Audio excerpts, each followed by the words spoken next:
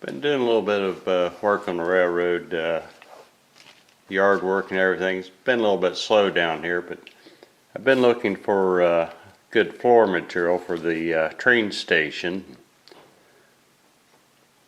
Show you what I've got here. Got a nice little pattern like tile. But the neat thing is, didn't cost a cent. Whole thing was free.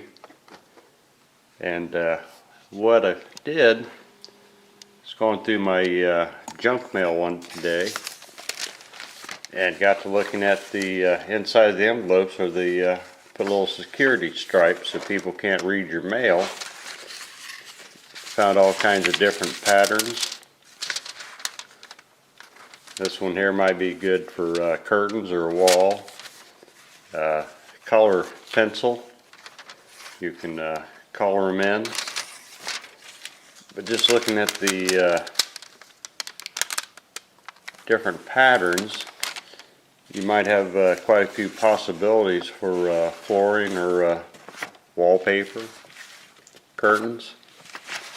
So maybe for a free source of